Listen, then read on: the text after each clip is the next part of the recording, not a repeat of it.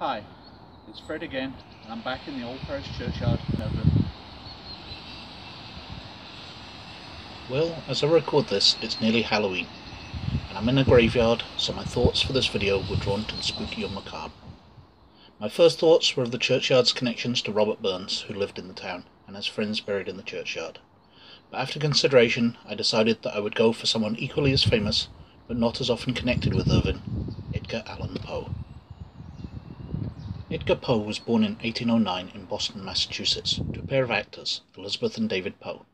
His father abandoned the family in 1810, dying shortly afterwards, and his mother died in 1811, leaving him an orphan. He was taken in, although never formally adopted, by the family of John Allan, a successful Scottish merchant.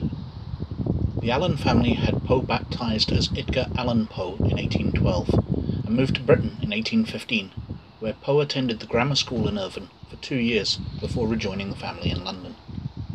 Although this connects Edgar Allan Poe to Irvine, he actually has a few direct connections to the Old Parish Churchyard itself. Not only is his aunt, Mary Allan, buried here, but the school he attended during much of his stay in Irvine, the Cale Yard School, was located only yards from the entrance to the churchyard. Although the school building was demolished in the 1960s, the site now contains the church hall, which can be seen here.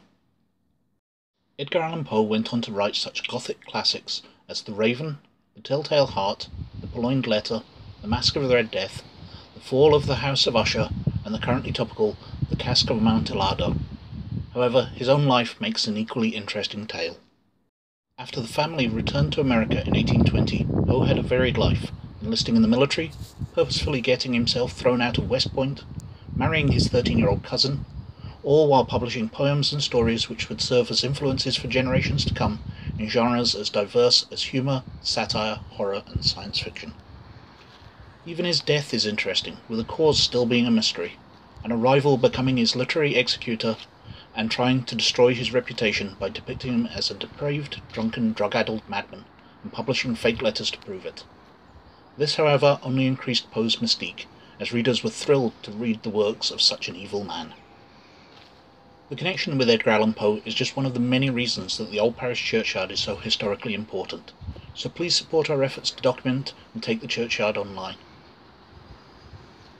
Finally, I considered recording myself reading Edgar Allan Poe's wonderfully Gothic story, The Raven, from the churchyard itself.